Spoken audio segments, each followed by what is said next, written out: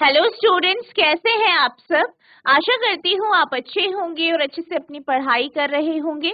मैं मोनिका रावत आपका स्वागत करती हूँ आईसीटी वर्चुअल क्लासरूम देहरादून में। बच्चों, आज हम क्लास 7 का जो आपका सब्जेक्ट है साइंस, उसका चैप्टर लाइट को कंटिन्यू करेंगे। पिछले लेक्चर में हम इस चैप्टर के कुछ क्वेश्चंस को डिस्कस कर रहे थे। आई होप आपको ये क्वेश्चन समझ में आए होंगे, आपने इन्हें नोट भी किया होगा। आज हम इसके आगे के प्रश्नों को कंटिन्यू करेंगे। तो बच्चों, अब हम चलते हैं अपने स्मार्ट बोर्ड की ओर। तो बच्चों, हमने पिछले लेक्चर में इसके क्वेश्चन आंसर्स कर रहे थे, ठीक है। चैप्टर कंप्लीट हो गया था, साथ ही साथ हमने इसके क्वेश्चन आंसर स्टार्ट करे थे, कुछ क्वेश्चंस को हमने डिस्कस कर लिया था।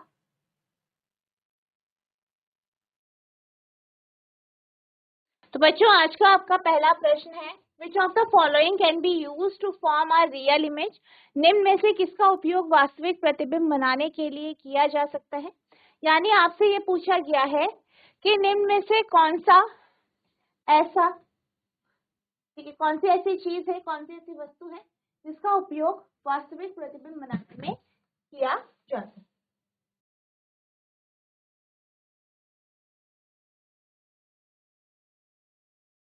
पहला है कॉन्केव मिरर ओनली, यानी केवल अवतल दर्पण। दूसरा है प्लेन मिरर ओनली, केवल समतल दर्पण। तीसरा है कॉन्वेक्स मिरर ओनली, केवल उत्तल दर्पण। और चौथा है both concave and convex mirrors, अवतल और उत्तल दर्पण दोनों। क्या कहा गया है, इनमें से किसका उपयोग वास्तविक प्रतिबिंब बनाने के लिए किया जाता है। अगर हम वास्तविक प्रतिबिंब की बात करें तो वास्तविक प्रतिबिंब हमारा सिर्फ और सिर्फ कॉन्केव मिरर यानी अवतल दर्पण के केस में बनता है। यहाँ पर आपको पता है कि ज्यादातर केस में आपका जो प्रतिबिंब होता है वो वास्तविक होता है सिर्फ और सिर्फ जब वस्तु को जो है फोकस और पोल के बीच में रखा जाता है, तो उसी केस में जो है आपका प्रतिबिंब आभासी बनता है। यानी यहाँ पे जो आपका आंसर होगा वो कॉन्केव मिरर होगा, यानी कॉन्केव मिरर ओनली, यानी केवल अवतल दर्पण, ठीक है। तो यहाँ पे आपका यही आंसर होगा, आप इसे नोट करेंगे।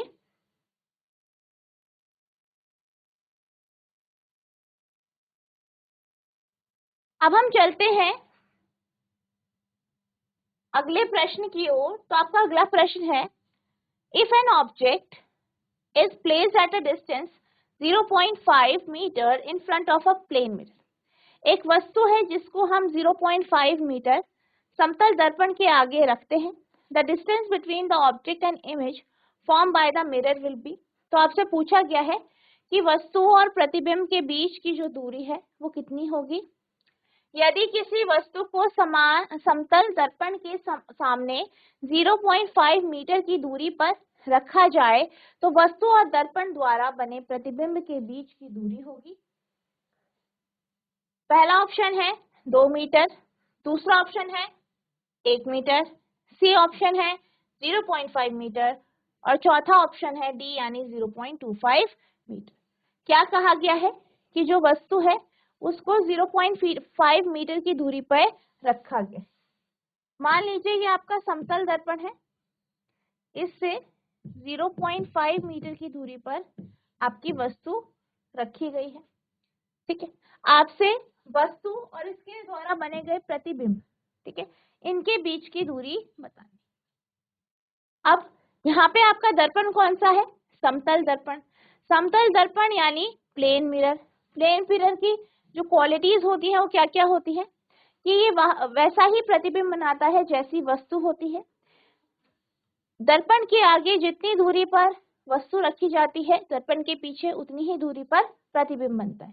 यानी अगर वस्तु को 0.5 मीटर की दूरी पर दर्पण के आगे रखा गया है तो इसका जो प्रतिबिंब बनेगा वो दर्पण के पीछे 0.5 मीटर की दूरी पे बनेगा। यानी टोटल जो यहाँ पे आपकी दोनों बिंब और प्रतिबिंब के बीच की दूरी होगी वो होगी 0.5 मीटर प्लस 0.5 मीटर। क्यों होगी, क्योंकि आप ये जानते हैं कि जितनी दूरी पर जो है दर्पण के आगे वस्तु को रखा जाता है उतनी ही दूरी पर दर्पण के पीछे वस्तु का प्रतिबिंब बनता है। यानी जो प्रतिबिंब बनेगा वो 0.5 मीटर की दूरी पर ही पीछे बनेगा। तो यहाँ पे जो आपकी वैल्यू आएगी वो 1 मीटर आएगी। तो यहाँ पे जो आंसर होगा वो आपका 1 मीटर होगा, यानी बी ऑप्शन। ठीक है, आप इसे नोट करेंगे।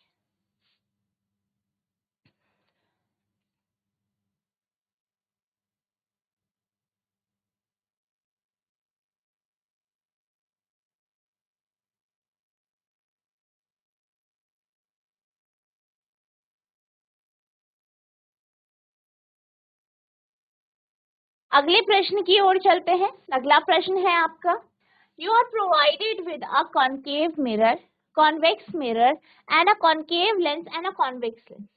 यानी आपको दो दर्पण दिए गए हैं, अवतल और उत्तल दर्पण, दो लेंस दिए गए हैं, अवतल और उत्तल लेंस। To obtain an enlarge image of an object you can use either. अगर आपको एक बड़ा प्रतिबिंब बनाना है तो इनमें से आप किसका उपयोग करोगे? आपको एक अवतल दर्पण, एक उत्तल दर्पण एवं अवतल लेंस और एक उत्तल लेंस प्रदान किया जाता है। किसी वस्तु की विस्तृत प्रतिबिंब प्राप्त करने के लिए आप इनमें से किसका उपयोग कर सकते हैं? आपके ऑप्शंस है, पहला है कॉन्केव मिरर और कॉन्वेक्स मिरर, अवतल दर्पण और उत्तल दर्पण, कॉन्केव मिरर और कॉन्वेक्स लेंस, अवतल दर्पण और या उत्तल दर्पण, उत्तल लेंस, कॉन्केव मिरर और कॉन्केव लेंस, अवतल दर्पण या अवतल लेंस, कॉन्केव लेंस और कॉन्वेक्स लेंस, अवतल लेंस या उत्तल लेंस। तो आपसे पूछा गया है कि इनमें से कौन सा ऐसा दर्पण या लेंस है जो बड़ा प्रतिबिंब बनाता है। तो यहाँ पे आपके पास कौन कौन से हैं? कॉन्केव मिरर है यानी अवतल दर्पण,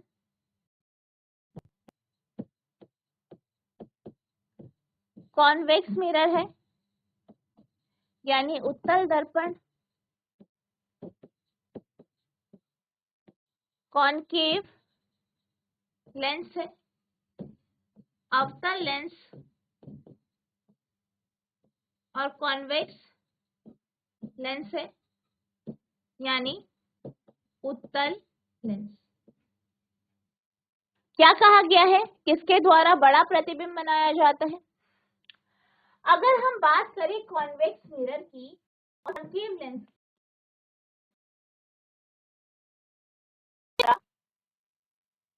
जो प्रतिबिंब बनाया जाता है वो कैसा होता है? आभासी होता है, सीधा होता है और छोटा होता है।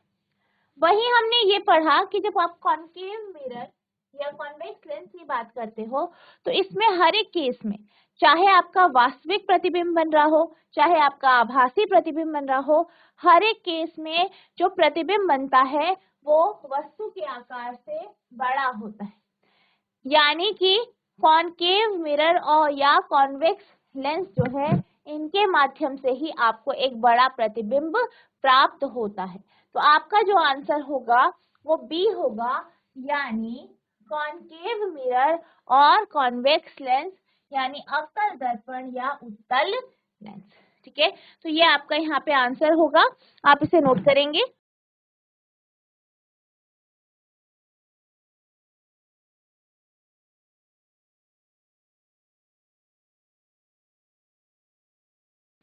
अब हम चलते हैं अगले प्रश्न की ओर।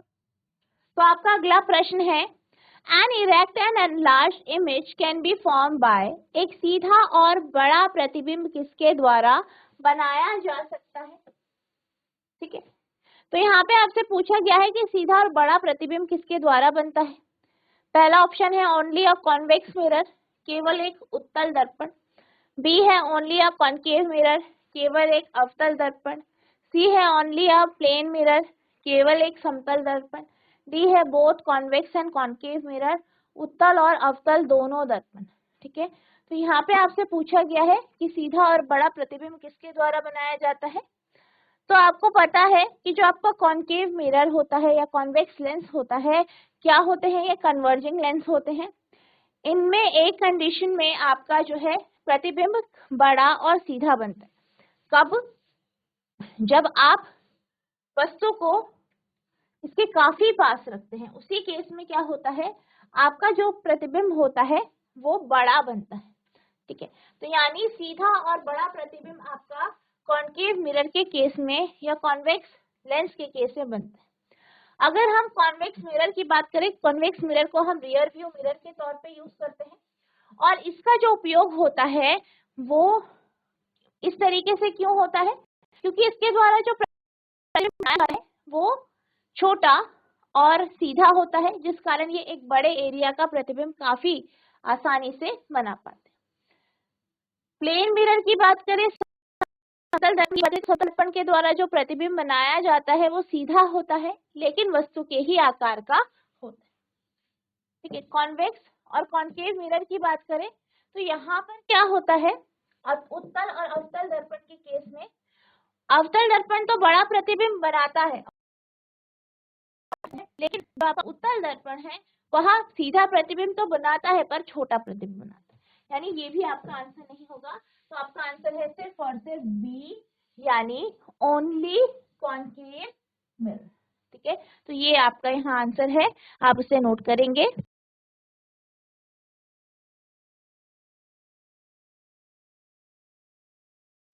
अब हम चलते हैं अगले प्रश्न की ओर। तो आपका अगला प्रश्न है, you are provided with a convex mirror, a concave mirror, a convex lens and a concave lens. You can get an inverted image from, यानी आपको एक उत्तल दर्पण, अवतल दर्पण, उत्तल लेंस और एक अवतल लेंस दिया गया है। इससे उल्टा प्रतिबिंब प्राप्त हो सकता है, यानी इनमें से किससे उल्टा प्रतिबिंब प्राप्त हो सकता है। अब अगर हम कॉन्केव मिरर की बात करें, अवतल दर्पण की बात करें, तो अवतल दर्पण के द्वारा आपका जो प्रतिबिंब बनता है ज्यादातर केसेस में वास्तविक प्रतिबिंब बनता है जो आपको स्क्रीन पर प्राप्त होता है। साथ ही साथ यहाँ प्रतिबिंब उल्टा भी होता है। सिर्फ एक केस में यहाँ पे आपके पास सीधा प्रतिबिंब और बड़ा प्रतिबिंब प्राप्त होता है। कॉन्वेक्स मिरर की बात करें तो कॉन्वेक्स मिरर के केस में हर एक केस में सीधा और आभासी प्रतिबिंब प्राप्त होता है। कॉन्वेक्स कॉन्केव लेंस के केस में भी ऐसा ही होता है कि सारे केसेस में आपको सीधा और छोटा प्रतिबिंब प्राप्त होता है और कॉन्वेक्स लेंस जो है इसके ज्यादातर केसेस में आपको सीधा उल्टा और बड़ा प्रतिबिंब प्राप्त होता है। तो जब हम यहाँ पे उल्टे प्रतिबिंब की बात कर रहे हैं तो कॉन्केव मिरर और कॉन्वेक्स लेंस के केस में ही आपको उल्टा प्रतिबिंब प्राप्त होता है। अब हम आंसर की तरफ चलते हैं। तो आंसर में आपके पास ऑप्शंस हैं।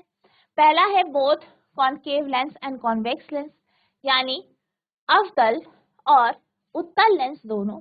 बी है both concave mirror and convex lens, अवतल दर्पण और उत्तल लेंस दोनों। सी है both concave mirror and convex lens, अवतल दर्पण और उत्तल लेंस दोनों। डी है both convex mirror and concave lens, उत्तल दर्पण और अवतल लेंस दोनों। तो अगर हम यहाँ पे आंसर की बात करें तो आपका आंसर हो जाएगा both concave mirror and convex lens, अवतल दर्पण और उत्तल लेंस दोनों। ठीक है, तो ये आपका आंसर होगा, यानी ऑप्शन सी आपका आंसर होगा।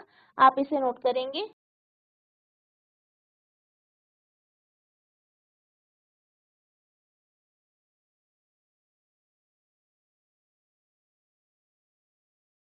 अगला प्रश्न है, an image formed by a lens is erect. एक लेंस के द्वारा जो प्रतिबिंब बनता है वो सीधा होता है।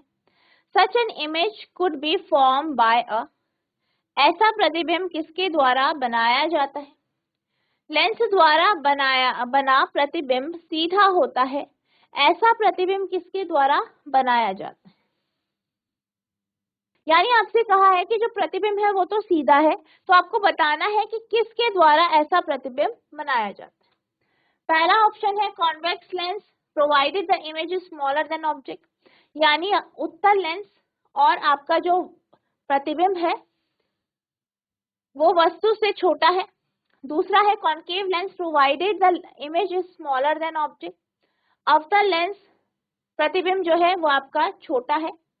ठीक है, फिर नेक्स्ट है concave lens provided the image is larger than object. अवतल लेंस प्रतिबिंब वस्तु से बड़ी हो। नेक्स्ट है concave lens provided the image is of the same size. अवतल लेंस प्रतिबिंब एक ही आकार का। क्या कहा गया है कि लेंस के द्वारा जो प्रतिबिंब बनता है वो सीधा होता है, तो ऐसा जो प्रतिबिंब है वो कैसा हो सकता है। अब अगर हम बात करें लेंस की, ठीक है,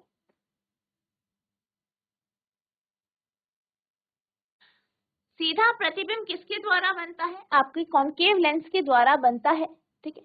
और यहाँ पे जो प्रतिबिंब होता है वो आपके वस्तु से छोटा होता है।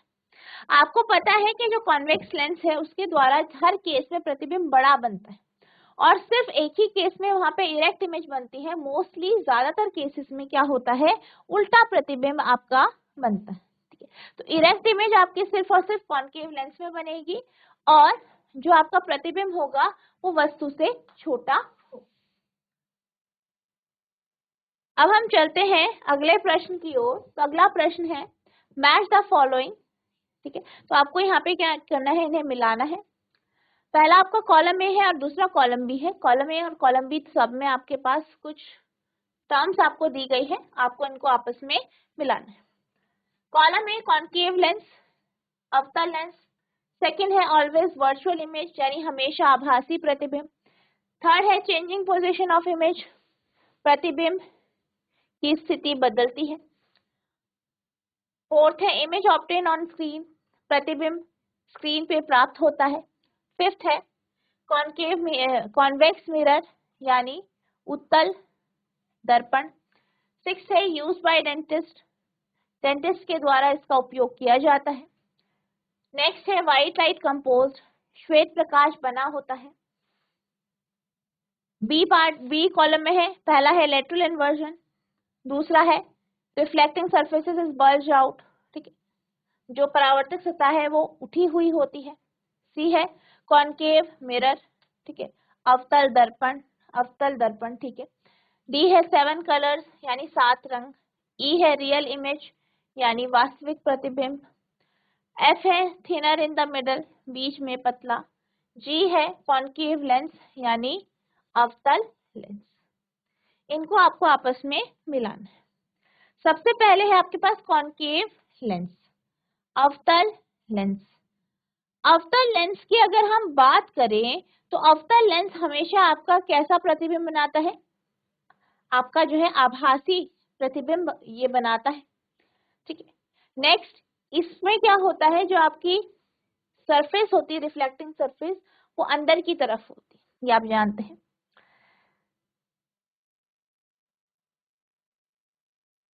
और ये बीच से कैसा होता है, पतला होता है, बीच से पतला होता है। आपने देखा है कॉन्केव लेंस कैसे बनता है आपका,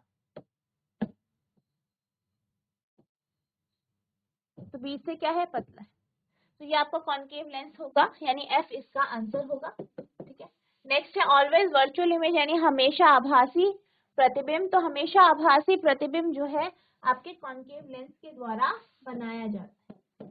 नेक्स्ट है चेंजिंग पोजीशन ऑफ इमेज, यानी प्रतिबिंब की स्थिति में बदलाव। तो यही आपका क्या कहलाता है, लेटरल इन्वर्जन।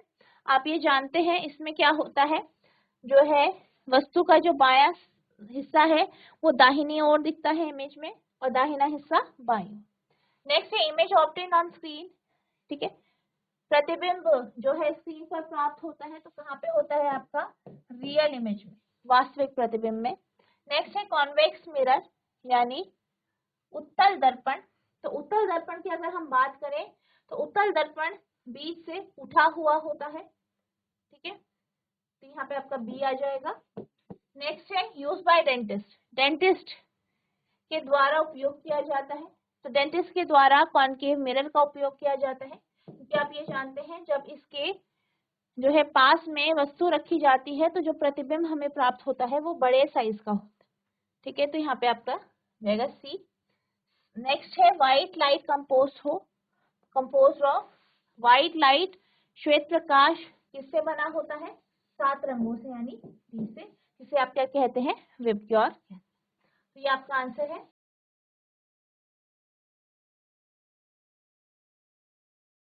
तो आंसर आपकी कुछ इस तरीके से है, एक बार देख लेते हैं। फर्स्ट है कॉनकेव लेंस, अवतल lens, thinner in the middle, बीच में पतला। सेकंड है ऑलवेज वर्चुअल इमेज, हमेशा आभासी प्रतिबिंब, किसके द्वारा बनता है, कॉनकेव लेंस, ठीक है, आपके कॉनकेव लेंस या जो आपका अवतल लेंस होता है उसके माध्यम से बनता है।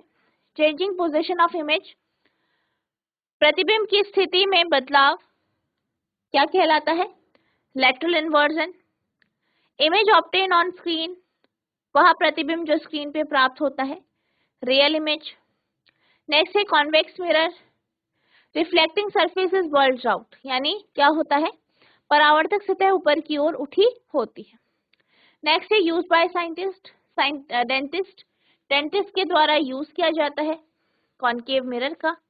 नेक्स्ट है व्हाइट लाइट कंपोज्ड ऑफ, तो इसका आंसर है डी यानी 7 कलर्स। तो ये आपके यहाँ पे आंसर है, आप इसे नोट करेंगे।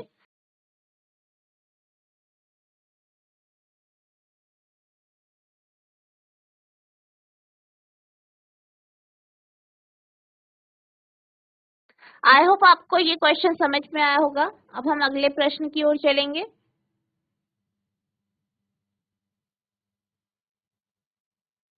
अब अगला प्रश्न है आपका फिल इन द ब्लैंक, रिक्त स्थानों की पूर्ति कीजिए। पहला स्टेटमेंट है uneven surfaces shows that dash reflection, यानी असमतल सतह कैसे परावर्तन दिखाती है। तो आवर्तन जो आपकी असमतल सतह होती है इसके द्वारा जो परावर्तन होता है वो इरेगुलर होता है, ठीक है, यानी इरेगुलर रिफ्लेक्शन। तो आपके पास दो प्रकार के सतहें होती है, एक आपकी समतल होती है यानी एक जैसी, और एक आपकी उबड़ खाबड़ इस तरीके से। अब यहाँ पे आपकी प्रकाश की किरणें पड़ रही हैं तो रिफ्लेक्ट हो रही है इस तरीके से, और यहाँ पे अगर पड़ती है तो वो क्या हो जाती है, इधर उधर बिखर जाते हैं, यानी डिफ्यूज रिफ्लेक्शन होता है। तो यहाँ पे आपका डिफ्यूज रिफ्लेक्शन होता है इसमें अनइवन सरफेस में, तो डिफ्यूज या इरेगुलर रिफ्लेक्शन इसका answer.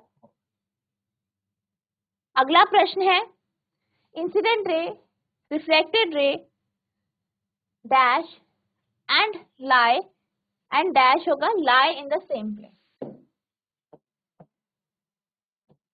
In the same dash, यानी आपसे कहा है कि जो अपतित किरण है, परावर्तित किरण है, और क्या आपका सेम पे होता है, यानी सेम सतह पर होता है। तो यहाँ पे आएगा incident ray, reflected ray and the normal all lie in the same plane. तो यहाँ पे आपका आंसर आएगा नॉर्मल, पहले गैप में, दूसरे में प्लेन, यहाँ पे आपका इरेगुलर।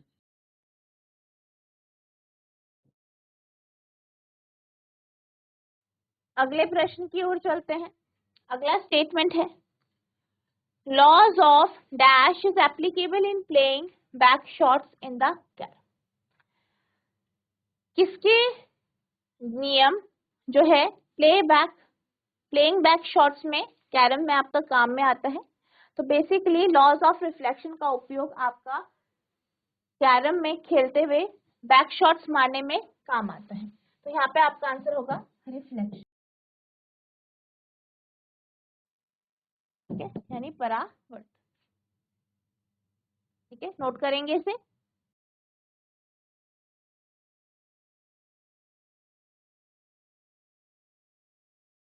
आई होप आपने इसे नोट कर लिया होगा। अब हम चलते हैं अगले प्रश्न की ओर। अगला प्रश्न है आपका changing of right side to left is called, दाहिने हिस्से का बाईं तरफ चेंज होना क्या कहलाता है। तो आपने ये पढ़ा है कि जब आपका प्लेन मिरर पे आप सामने खड़े होते हैं और अपना बायां हाथ उठाते हैं तो आपको प्रतिबिंब में दायां हाथ या दर्पण में दायां हाथ उठता हुआ दिखता है, यानी आपका बायां हिस्सा दाहिनी ओर आपको दिखाई देता है। तो इस प्रक्रिया को हम लेटरल इन्वर्जन कहते हैं, ठीक है, तो लेटरल इन्वर्जन आपका आंसर होगा, ठीक है। नेक्स्ट अगला है the inner surface of a steel spoon, एक स्टील की चम्मच है, मान लीजिए आपकी स्टील की चम्मच है, इसका जो अंदर वाला हिस्सा है, ये वाला हिस्सा जो है, ये किस दर्पण की तरह एक्ट करता है, व्यवहार करता है। तो हमारे पास दो प्रकार के दर्पण हैं, कॉनकेव और कॉन्वेक्स। कॉनकेव यानी अवतल ये है और उत्तल आपका ये है। तो अवतल दर्पण में आप देख सकते हैं परावर्तक सतह अंदर की ओर धंसी हुई होती है, यानी इसका जो आंसर होगा, अगर हम बात करें इस स्ट्रक्चर से देखें तो चम्मच का जो आगे का हिस्सा है वो इसी तरीके से कर्व होगा, तो यानी इसका जो आंसर होगा वो आपका होगा कॉनकेव मिरर यानी अवतल दर्पण। ठीक है, नेक्स्ट अगला प्रश्न है, the outer surface of the flat steel plate act as a, एक चपटी स्टील की प्लेट है, उसका बाह्य हिस्सा किस दर्पण की तरह कार्य करता है। तो आपके पास एक चपटी स्टील की प्लेट है, उसका जो बाह्य हिस्सा होता है समतल होता है, इसलिए यह समतल दर्पण यानी प्लेन मिरर की तरह एक्ट करेगा। तो आपका आंसर होगा प्लेन मिरर। ठीक है, आप इसे नोट करेंगे।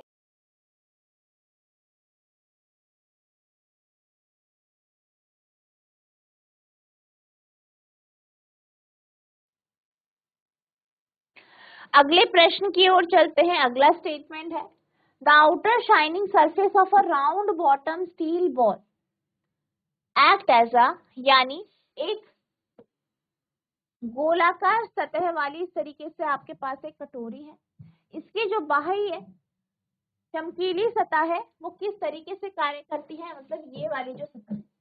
तो आप देख सकते हैं सतह में क्या हो रहा है, ये उठी हुई सतह है, तो यानी ये क्या होगी आपकी उत्तल दर्पण, यानी उत्तल दर्पण की तरह यह कार्य करेगी। तो यहाँ पे आपका आंसर होगा कॉन्वेक्स। ठीक है, तो उत्तल। नेक्स्ट है, the inner surface of the reflector of a torch act as a, यानी जो टॉर्च होता है आपका, उस पे जो आपका रिफ्लेक्टर होता है यहाँ पे, वो किसके तरह कार्य करता है। तो आप देख सकते हैं इस तरीके से होता है, सी शेप में। ठीक है, अंदर को धंसा हुआ, यानी ये कॉनकेव मिरर की तरह कार्य करता है। ठीक है, नेक्स्ट है, an image can B obtain on a screen is called, वह प्रतिबिंब जो स्क्रीन या पर्दे पर प्राप्त होता है उसे क्या कहा जाता है। तो इस प्रकार के प्रतिबिंब को आप क्या कहते हैं, वास्तविक प्रतिबिंब यानी रियल इमेज। तो ये आपका आंसर हो, आप इसे नोट करेंगे।